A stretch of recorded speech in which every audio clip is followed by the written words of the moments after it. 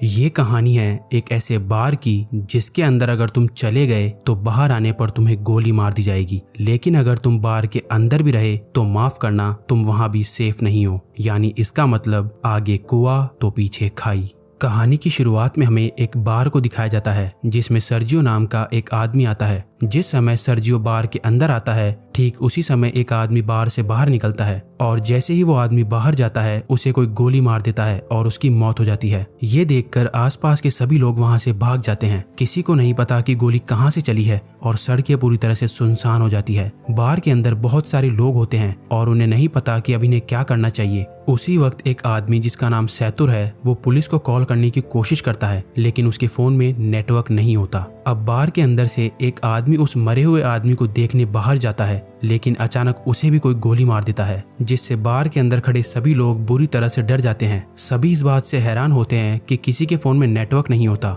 बार के अंदर एक लड़की होती है जिसका नाम एलिना है। वो कहती है कि हमें टीवी पर न्यूज देखनी चाहिए। जब ये लोग टीवी पर न्यूज देखते हैं तो इस हादसे के बारे में टीवी पर कोई खबर नहीं होती और जैसे ही इन लोगों की नजर बाहर जाती है तो वहां से दोनों लाशें गायब हो जाती है और साथ ही उनका खून भी वहां से साफ कर दिया जाता है। इन सभी को कुछ समझ नहीं आता कि यहाँ पर क्या हो रहा है। तभी सैतुर कहता है कि मुझे लगता है कोई चाहता है कि हम में से कोई भी यहाँ से बाहर ना निकले। फिर सर्जियो कहता है कि हो सकता है हम में से कोई एक किलर हो या हो सकता है हम में से कोई आतंकवादी हो जिसके पास कोई भयानक विस्फोटक सामान हो और पुलिस उसे पकड़कर मारना चाहती हो। ये सुनकर एक आदमी जिसका नाम नाचो है वो अपने पैर से अपने बैग को छुपा देता है, पर सर्जियो उसे ऐसा करते हुए देख लेता है और इसके बारे में सबको बताता है। नाचो के बैग को ले लिया जाता है और जब उसके बैग को खोला जाता है तो उसमें से कपड़े और एक हार्ड डिस्क निकलती है। तभी नाचो कहता है कि इसमें ऐसी कोई भी चीज नहीं है जिससे किसी को भी नुकसान हो। वो कहता है कि मैं एक एड कंपनी में काम करता हूँ और इस हार्ड डिस्क में मेरे काम की फाइल्स है,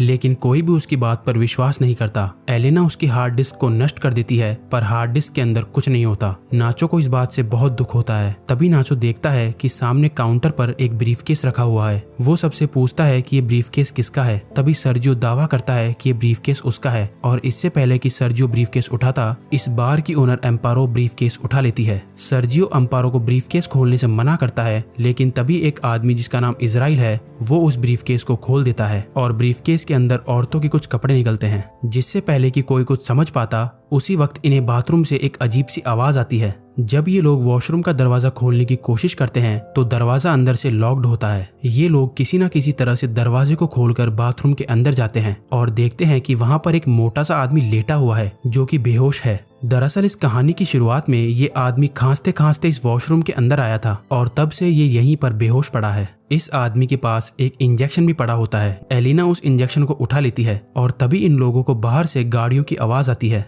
जैसे ही ये लोग बार के गेट के पास जाते हैं तो ये देखते हैं कि वहाँ बहुत सारे आर्मी ऑफिसर्स आते हैं जिनके चेहरे पूरी तरह से ढके हुए होते हैं। आर्मी ऑफिसर्स वहाँ पर बहुत सारे टायर्स का ढेर करते हैं और उन टायर्स को जलाकर वहाँ से चले जाते हैं। हालांकि सभी को लग रहा था कि ये हमारी मदद करने आए हैं, लेकिन वो इनकी मदद नहीं करते। उसके ठीक बाद टीवी पर न्यूज दिखाई जाती है कि सिटी के एक बहुत बड़े हिस्से में आग लग गई है और इसीलिए उस जगह को सील कर दिया गया है और उस तरफ अब कोई भी नहीं जा सकता। बार में फंसे लोगों को कुछ समझ नहीं आता कि सरकार झूठ क्यों बोल रही है। तभी वो आदमी जो बाथरूम के अंदर बेहोश था वो अचानक सबके सामने आ जाता है। उसकी पूरी बॉडी बुरी तरह से फूल जाती है, साथ ही उसकी आंखें भी डरावनी और अजीब सी हो जाती है और वो वहीं पर गिरकर मर जाता है। लेकिन मरने से पहले वो डू नॉट टच मी कहता है। ये लोग उस मरे हुए आदमी का फोन उठाते हैं और देखते हैं कि ये आदमी तो एक आर्मी ऑफिसर था। इसके फोन में और भी कुछ फोटोज होती है जिनमें लोगों ने किसी भी वायरस से बचने वाली पीपीई किट पहनी होती है। अब बार के अंदर सभी लोग समझ जाते हैं कि इस पूरे इलाके को क्वारंटीन कर दिया गया है। इसका मतलब ये जो आदमी अभी अभी यहाँ पर मरा है ये इन्फेक्टेड था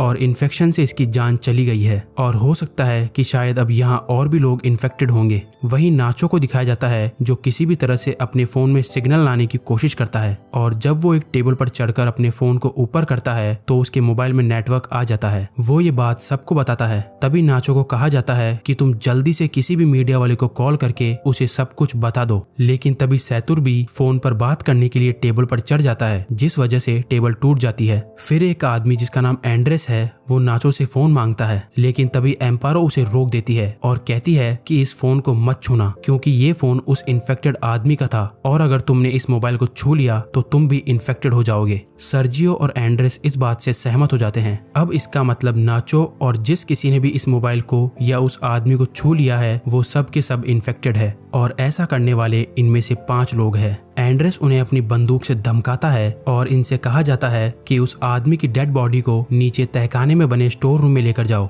इन सब लोगों को मजबूरन उनकी बात माननी पड़ती है और ये सभी 5 लोग डेड बॉडी को लेकर नीचे तहखाने में चले जाते हैं। अब ऊपर बस 3 लोग बचे हुए हैं। थोड़ी देर बाद एक ट्रिनी नाम की औरत को वहां पर सफोकेशन होना शुरू हो जाता है। ट्रिनी सबको तहखाने का दरवाजा खोलने के लिए कहती है, लेकिन कोई उसकी बात नहीं सुनता। जैसे ही ट्रिनी दरवाजा खोलने जाती है तो वहां पर रखी हुई कुछ बॉटल्स गिर जाती है। उनका लिक्विड एक साइड बहना शुरू हो जाता है और तभी इनकी नजर वहां पर बने एक ड्रेनेज पर पड़ती है। इसका मतलब ये लोग वहां से पानी के रास्ते से होते हुए वहां से बाहर निकल सकते हैं। फिर इजराइल उस ढक्कन को खोल देता है और वो ड्रेनेज के अंदर से होकर यहाँ से बाहर निकलने का फैसला करता है। इसलिए वो अपने पूरे शरीर पर ऑयल लगाता है और उस ड्रेनेज से नीचे जाने की कोशिश करता है, लेकिन ड्रेनेज का छेद ज्यादा बड़ा नहीं होता, इसलिए वो नीचे नहीं जा पाता। और तभी अचानक इन सभी लोगों को गोलियां चलने की आवाज आती है। आवाज सुनकर ये सभी लोग घबरा जाते हैं। फिर इन्हें ऊपर बार में धुआं दिखाई देती है, जिसे देखकर ये लोग समझ जाते हैं कि ऊपर जो 3 लोग थे उन्हें किसी ने मारकर पूरे बार को आग लगा दी है। वहीं दूसरी तरफ इजराइल अभी भी बुरी तरह से ड्रेनेज में फंसा हुआ है। अब वो लोग सबसे पहले इजराइल को ड्रेनेज से बाहर निकालते हैं। कुछ घंटों बाद आग पूरी तरह से बुझ जाती है और वो लोग ऊपर बार में आने का फैसला करते हैं।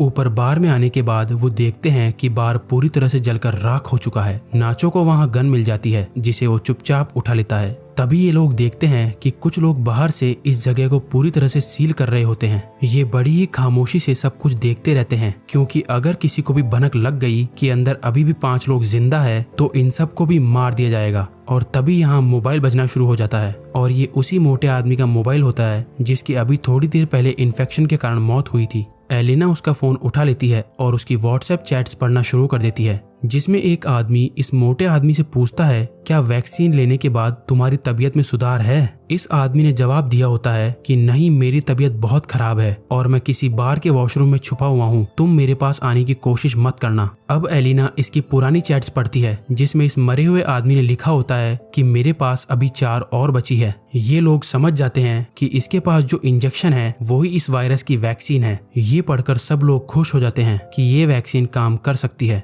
लेकिन फिर भी उनके मन में एक डाउट आता है कि अगर इस आदमी ने वैक्सीन ली थी तो इसकी मृत्यु कैसे हो गई। अचानक इसके बाद वो फोन बजना शुरू हो जाता है, पर इससे पहले कि वो फोन उठा पाते उसकी बैटरी लो होने के कारण फोन स्विच ऑफ हो जाता है। अब ये किसी न किसी तरह से फोन को चार्ज करने की कोशिश करते हैं। वहीं एलिना कहती है कि इस आदमी ने चैट्स में कहा था कि इसके पास 4 और बची है, तो क्यों ना हम उन 4 वैक्सीन को ढूंढे। फिर ये सब नीचे स्टोर रूम में उसकी लाश के पास जाते हैं, लेकिन इनको वहाँ पर कोई वैक्सीन नहीं मिलती। इसके बाद फिर ये वॉशरूम में जाते हैं, जहाँ पहले से ही इजराइल वैक्सीन के साथ बैठा होता है। इजराइल किसी एक से अपना बलिदान मांगता है, क्योंकि वो सब 5 है और वैक्सीन सिर्फ 4। इसलिए इजराइल सबसे पहले एक इंजेक्शन निकालकर अपने आप को इंजेक्ट कर लेता है। तभी नाचो उस पर अपनी बंदूक तान देता है, लेकिन इजराइल फिर भी वैक्सीन अपने शरीर में इंजेक्ट कर लेता है, जिसके बाद नाचो और इजराइल के बीच हाथापाई शुरू हो जाती है। इजराइल नाचो पर हावी हो जाता है और उसकी गन को छीन लेता है। इसी हाथापाई के दौरान वैक्सीन इजराइल के हाथ से छूटकर नीचे तहखाने में गिर जाती है।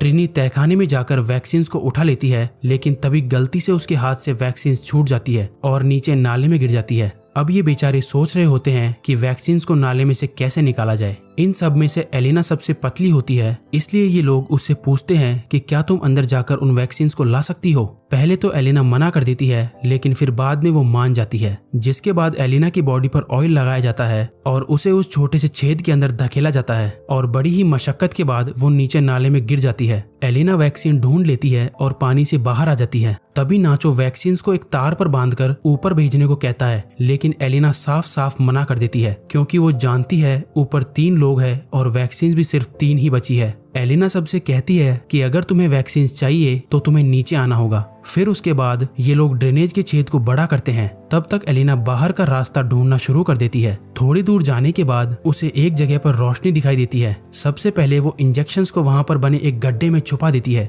इसके बाद वो सीढ़ियों से ऊपर जाकर देखती है कि वहाँ पर बहुत सारी पुलिस फोर्स है जो कि बार में मरे उनके 3 साथियों को जला रही है। यहाँ से सीन शिफ्ट होता है और हमें दिखाया जाता है कि बाकी के 4 लोग जो ऊपर स्टोर रूम में थे वो भी अब किसी न किसी तरह से नीचे आ जाते हैं। इजराइल और नाचो के बीच एक बार फिर घमासान युद्ध शुरू हो जाता है और इस बार नाचो उससे बंदूक छीनकर उसे वहीं पर गोलियों से बूंद देता है। अब नाचो के पास गन होती है इसलिए सब उससे डर रहे होते हैं। तभी नाचो सैतुर को अपने गन पॉइंट पर ले लेता है और एलिना को वैक्सीन देने के लिए कहता है। नाचो कहता है कि हमारे पास 3 वैक्सीन है और इसको मरने के बाद हम तीनों बच सकते हैं। फिर एलिना इन सबको बाहर की ओर ले जाती है जहां उसने वैक्सीन छिपा रखी थी। धीरे धीरे ये लोग आगे बढ़ते रहते हैं। नाचो और एलिना आगे चलते हैं जबकि सैतुर और ट्रिनी इनके पीछे चलते हैं। तभी अचानक ट्रिनी सैतुर को पानी में डुबाकर मारने की कोशिश करती है ताकि सारी दिक्कत ही खत्म हो जाए, लेकिन नाचो ट्रिनी को ऐसा करने से रोक देता है। पर ट्रिनी नाचो से कहती है कि तुम मुझे मार दो ताकि तुम सब वैक्सीन बांट लो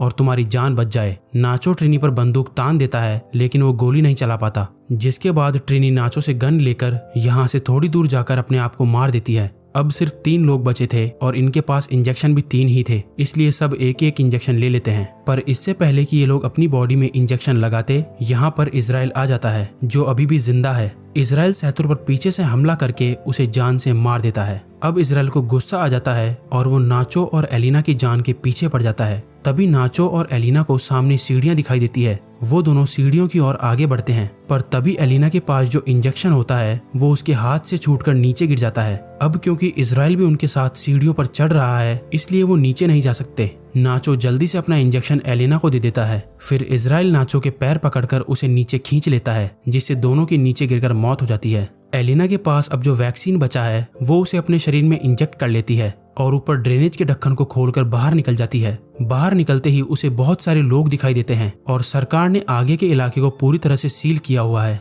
तभी एक औरत उसकी बॉडी पर अपनी जैकेट डाल देती है। एलिना को बिल्कुल भी होश नहीं होता और वो चुपचाप उस भीड़ में शामिल हो जाती है। अंत में इस कहानी में हमें ये पता चलता है कि वो मोटा आदमी जो बार के वॉशरूम में खांसता खांसता गया था वो एक आर्मी ऑफिसर था और हो सकता है शायद आर्मी किसी तरह का कोई बायोलॉजिकल वेपन बना रही हो ताकि वो अपने दुश्मन देशों पर इस वेपन से हमला कर सके। लेकिन इस दौरान इनका अपना एक ऑफिसर इन्फेक्टेड हो गया। हालांकि उनके पास इस इन्फेक्शन की वैक्सीन भी थी, लेकिन ये ऑफिसर बीमार था इसलिए वैक्सीन ने उसके ऊपर काम नहीं किया। और जब आर्मी को पता चलता है कि उनका वो ऑफिसर बार के अंदर है तो उन्होंने पूरे एरिया को सील कर दिया ताकि वहां से कोई भी बाहर ना निकल पाए और उस वायरस को इसी जगह पर खत्म कर दिया जाए, चाहे इसके लिए उन्हें कुछ बेगुनाह लोगों को मारना ही क्यों ना पड़े। थोड़े बहुत लोगों के चक्कर में वो पूरे देश को खतरे में नहीं डाल सकते थे, इसलिए उन्हें मजबूरन ये कदम उठाना पड़ा। तो तुम्हें क्या लगता है, ये कदम उठाना सही था या गलत?